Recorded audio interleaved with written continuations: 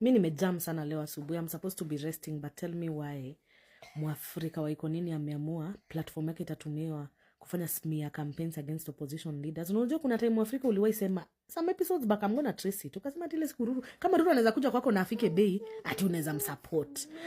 Mtu kama huyo sijui Benson Omondi ni mtu wa kuleta kwa show, mse mwenye alikuwa live on television. Ameshikwa live cheating with another man's wife. Pants down anasema ati I was doing electrical work. But jua muniamini hata kwanza niweke ndio tuendelee na hii story. Juu niko na ngori. Juu nini sielewi kabisa. So mimi kuja hivi kutoa viatu. Akaniambia niweke viatu, akachukua viatu zangu akapeleka huko. Unaona? So hazi yake kukam nikaenda kuchukua viatu zangu.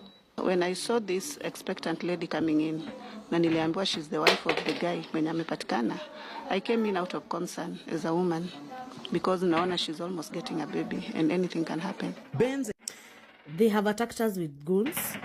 They cannot debate us anywhere because we have the brains and they do not have any agenda for Kenyans.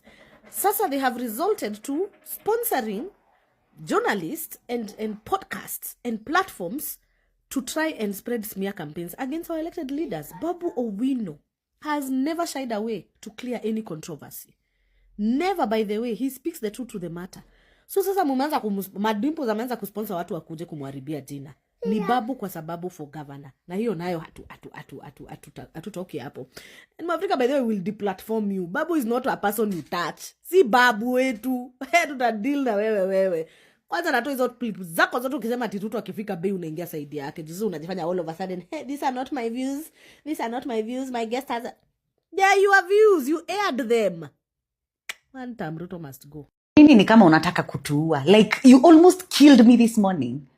Because what information is this? Ushaisikiliza podcast in sections.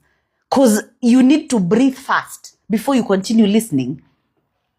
I am particularly shocked because ungenipata nikitetea Babu Owino with all my might. Because I have lived in Utawala. Utawala ni in his constituency. Alikuwa amejaribu kutengeneza hapo barabara. So I had seen development firsthand. According to where mimi nilikuwa. Kuna watu wengine wanasema kuna other parts za Embakasi East zenye hazijapata maendeleo, but mimi where I used to stay, Astro in particular. Kama unakumbuka hizo barabara venye zilikuwa 2018-2019, and then now after Babu came in and the way alieka lami, then you can tell the difference. You could have told the difference. And that's why I was really championing for a Babu Owino governorship in Nairobi until today morning.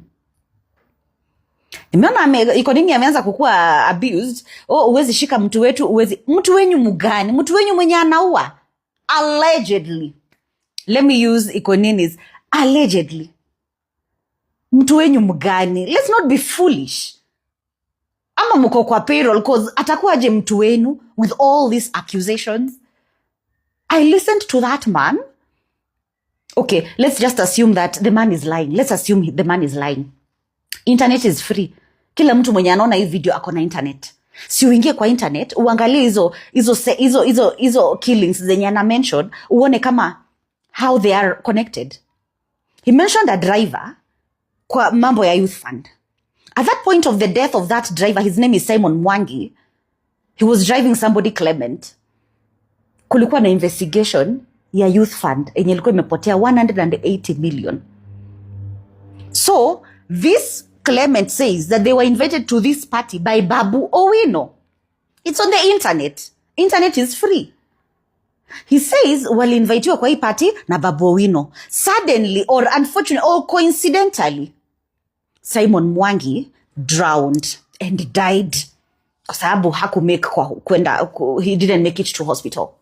Okay, that is case number 1. Case number 2, your constituency manager, mnakosana na yeye, and then coincidentally, they die in Kilimani, akiwa ameenda club fulani, na the previous night kulikuwa na political meetings. Okay, maybe that's also a coincidence, maybe. Halafu kitu yenye wanakuja kusema hapa ni venye huyo mtu anacheat na bibi za watu, which he says according to him, it was a frame. Alikuwa amefremiwa. But let me ask you a question. Which politician has not been sleeping around if not with married women? Which politicians? Show me one. Show me one that can point fingers to another man at the only thing that itafanya mdiscredit tu kijana, and the story that he's giving is because he was caught with another man's wife. And what is the connection between the killings and the man being caught by another man's wife?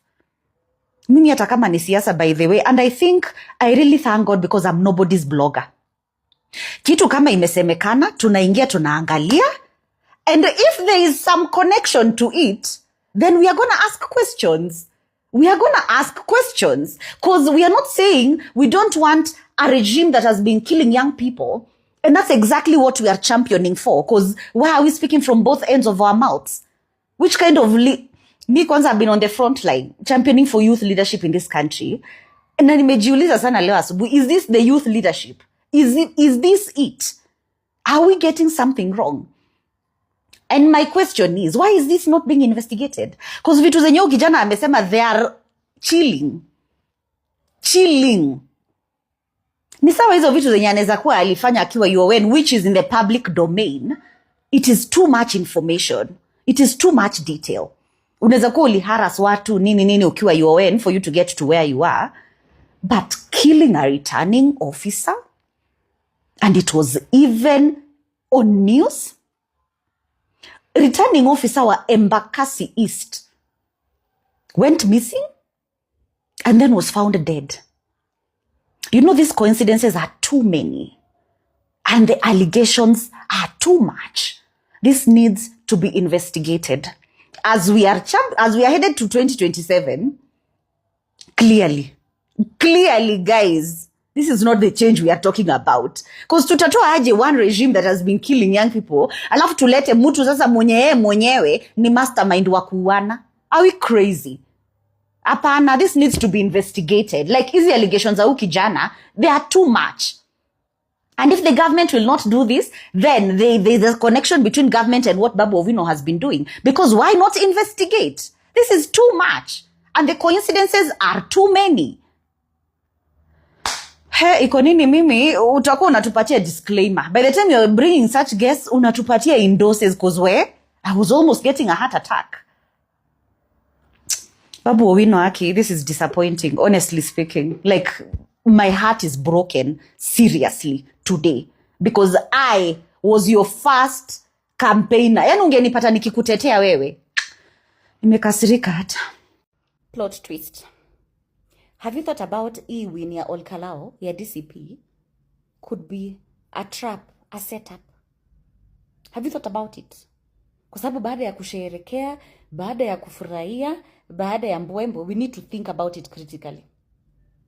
Because Professor wa politics, which is William Samoei Ruto, any move he makes in politics, don't just take it for surface level.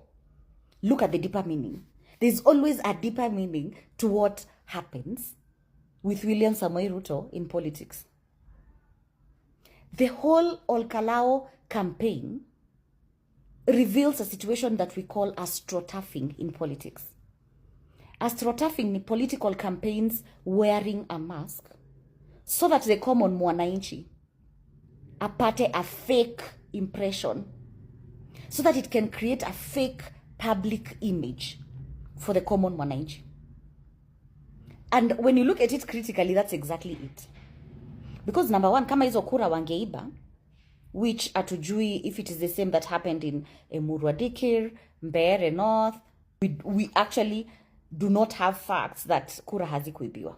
But kama the same would have replicated in Olkalao, Rigathi Gachagua would have been made a political martyr.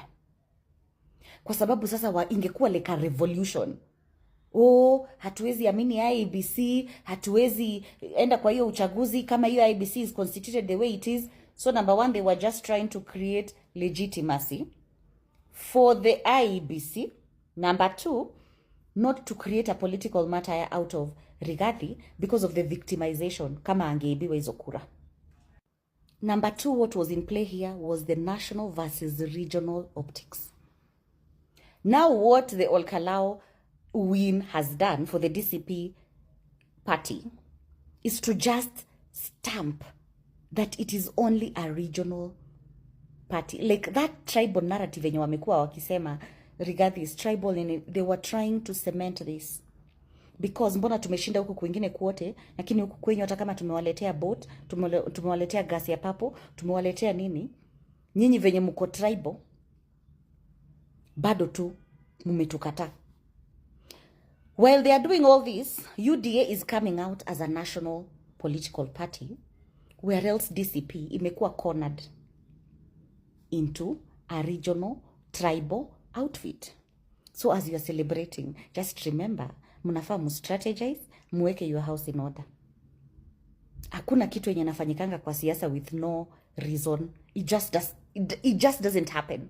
Haiwezi. And this is my last analogy. That there has been rumor that government wants to woo Kalonzo, wants to woo Rigathi Gachagua.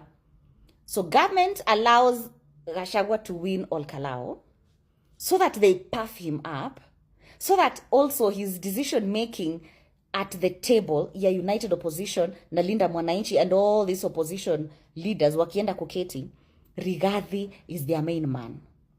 And if Ruto will be able to speak to Rigathi, then the decision that will be made on the table ya opposition will be Ruto influenced. I don't know kama tunaelewana. In politics, what you see is not what there is.